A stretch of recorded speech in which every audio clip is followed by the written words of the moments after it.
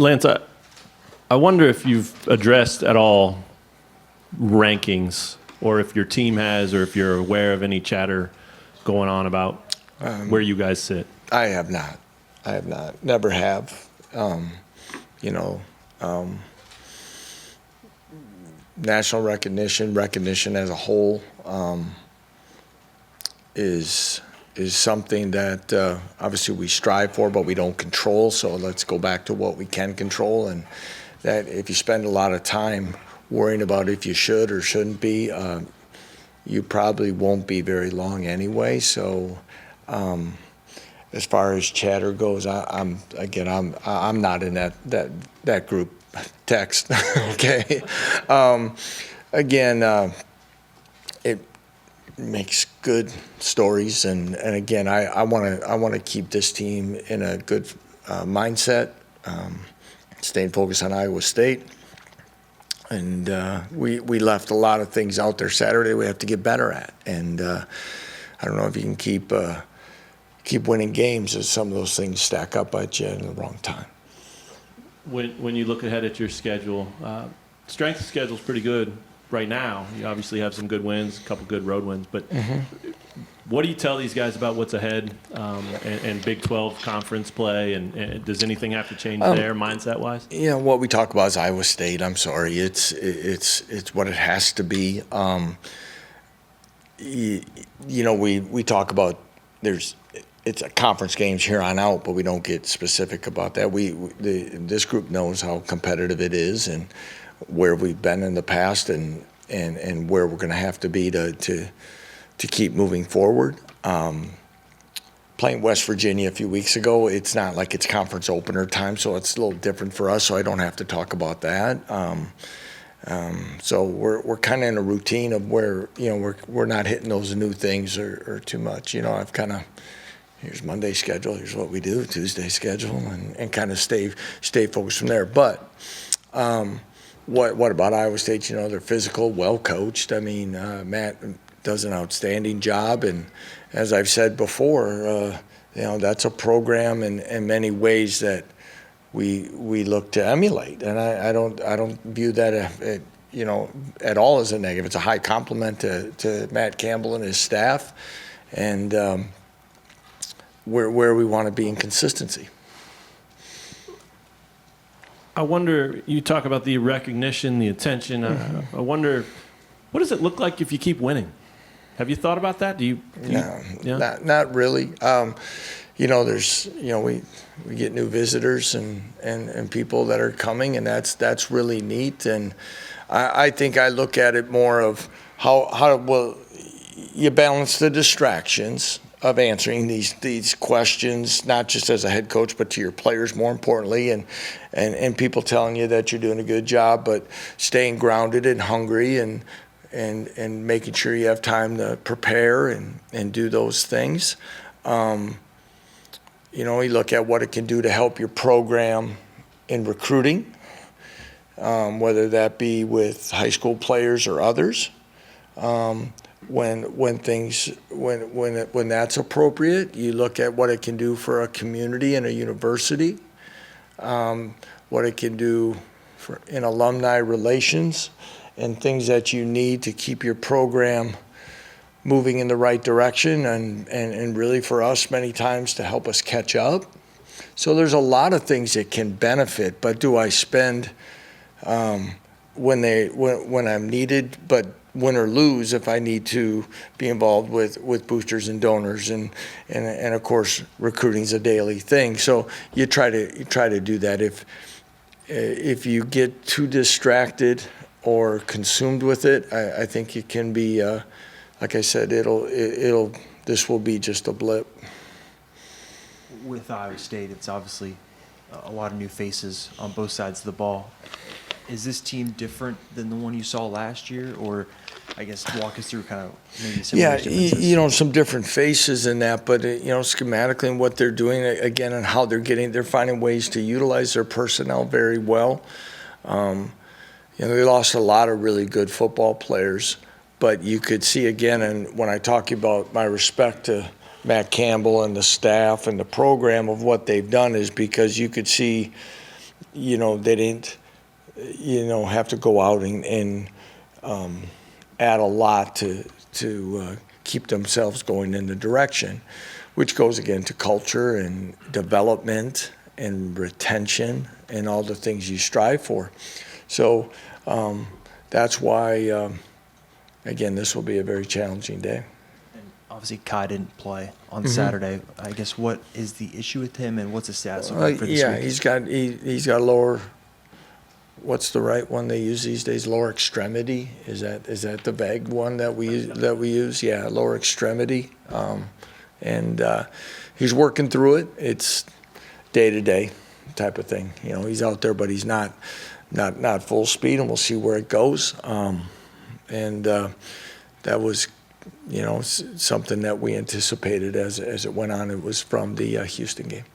And I guess just going back to Saturday, it seemed like a physical game with a lot of guys kind of coming in and out, getting banged up. Mm-hmm. How has everyone kind of just reacted, I guess, 2 days in practice It's this week? you could tell that was a very physical game, and it was game 4, and the body doesn't feel like it did after, or the 1st of August or anything like that. So, yeah, there were some parts to it, and that's credit to Duke and how physical that team was. For a Tuesday, though, we were, we were out there. Guys are moving. I think we're going to be in a good spot, and that's kind of, guys are taking reps and doing things. Are they taking them all? No.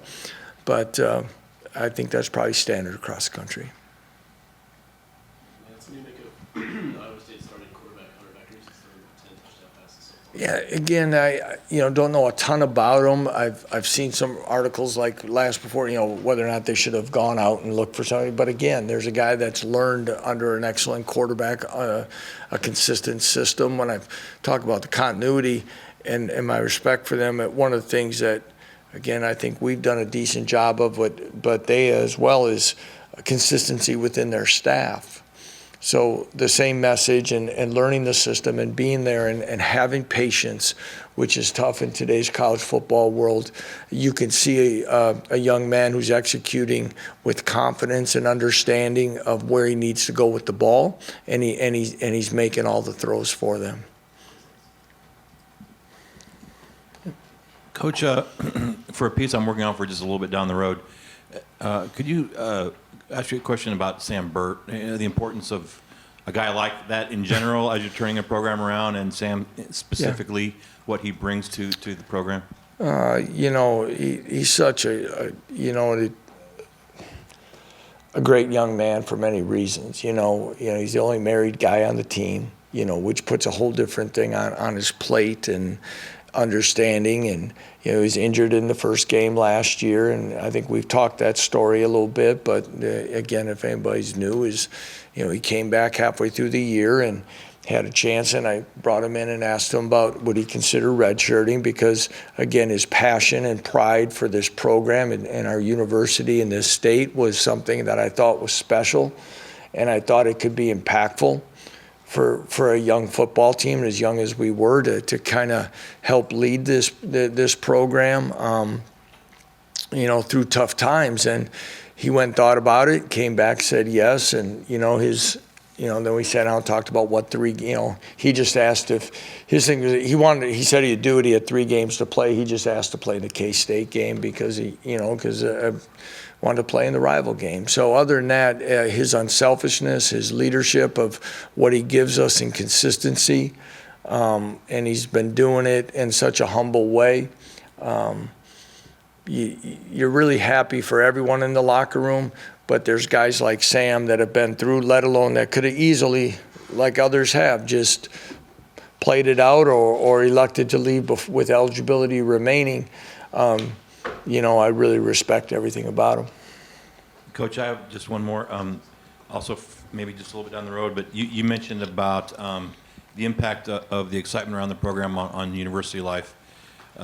Coach Self, I think, has talked about in the past about how much of an influence a successful football season can have on kind of setting a tone for athletics on a university campus. Yep. In your long experience, what are your thoughts about football's role Yeah, I've always felt strongly about that. I think that's true in the high school ranks. You talk to high school administrators, principals, and things. They talk about what it does to the hallways of a high school when the school year gets kicked off, and your high school football team's playing well. They don't seem to have as many discipline issues. Their excitement, they're looking forward to Fridays. What it does for communities, and the same thing can be said at the college football level, and I think it's very true, especially in a community like ours. Now, we're very unique because of our rich tradition in basketball that sometimes it doesn't, and they've been carrying this torch for so long. And we understood when we arrived the challenge, but understanding about what it can do for a community, and Coach Self's been very supportive in that, and again, we're just trying to do our little piece here within this thing.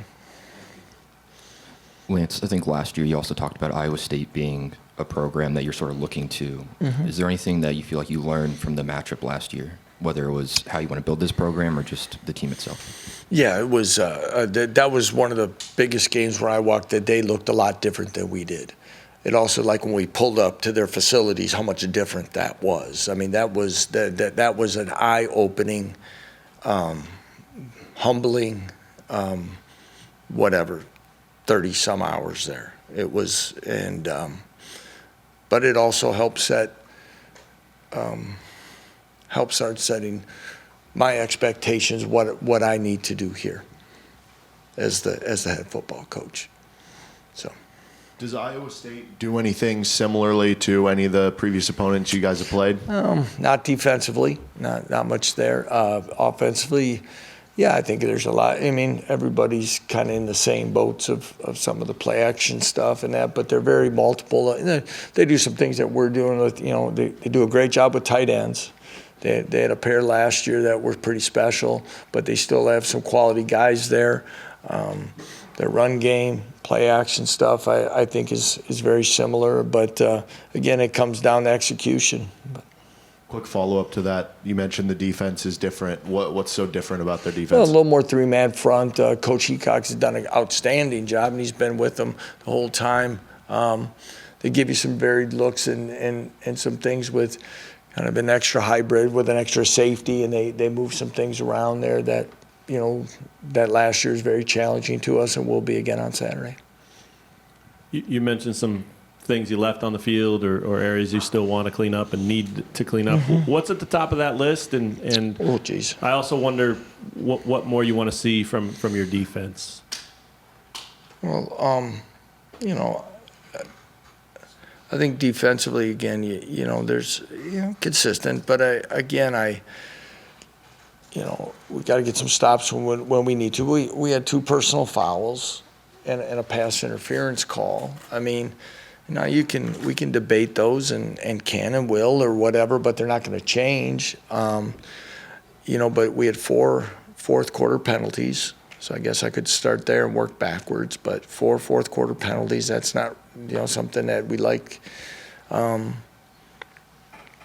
think I might have said it Saturday after the game. We're going to go for it on 4th down, and we have a movement penalty, and then we got to punt the ball, and we're doing pretty well offensively. So those are definitely things we want to clean up. But at the same time, I do think we're playing more aggressively on defense this year, and sometimes you're going to have aggressive penalties. So I want to balance that.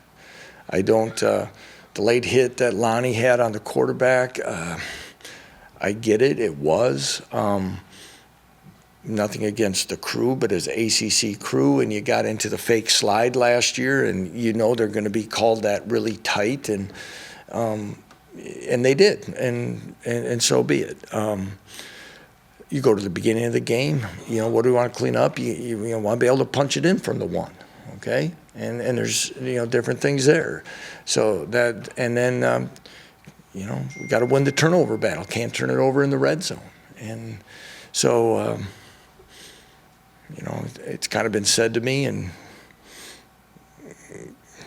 probably took a big dent in what we're doing as a staff that we had to burn a timeout coming out of a TV timeout in quarter. That's something we got to be better at. That's not acceptable. But then, shoot, I seen one of the best quarterbacks in the NFL take a delay a game on a 2-point play. So, I mean, it happens to everybody. So, yeah, don't everybody's going to write that now that I've called out Tom Brady. But, I mean, but what I'm saying is it happens, but you got to improve on it. And for whatever reason, whether it be personnel in the game or communication and how fast the call comes in, all of those things. But that's no different of asking everyone to get better in what they're responsible for a little bit better each and every day. So, what did the film show on Highshaw's catch and run, and what does that say about him as how his comeback is complete from last year? well, what it showed from Daniel's standpoint is pretty much kind of what all in one play. What we think about Daniel is that he's a well-rounded back with good hands. Beginning part making people miss, then bouncing off people and breaking tackles, and then the speed to finish the play. What it also showed was about 3 or 4 other red jerseys escorting him to the end zone, and guys playing hard.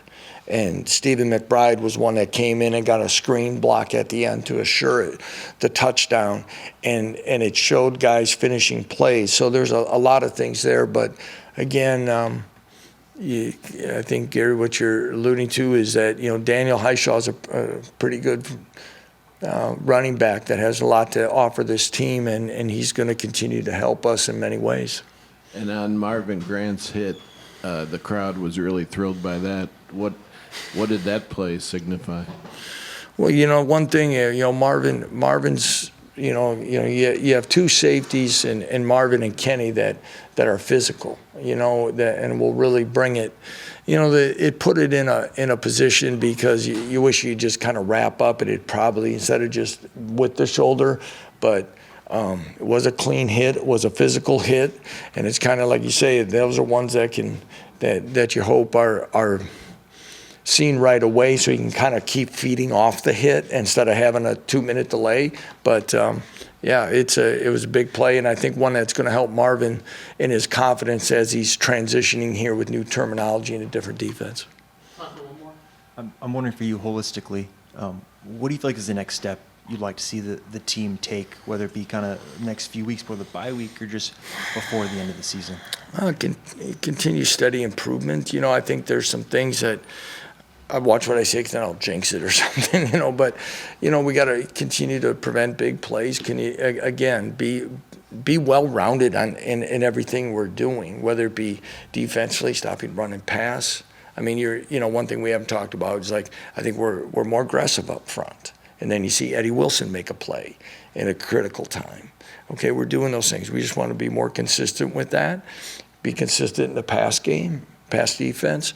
And again, offensively, I hit on 2 big things, but we got a lot of small things to clean up. But I like our balance. I really like our balance of where we're at with things, and hopefully we can continue to do that. I think we've got to improve in special teams yet, become making sure that we're winning that. But we've done some small, important things, whether it be on the onside game and recovering those and things like that. We've been solid, but I want to find a way for us to take another step there to help us win a football game. Thanks, everyone. All right. Thank you, guys.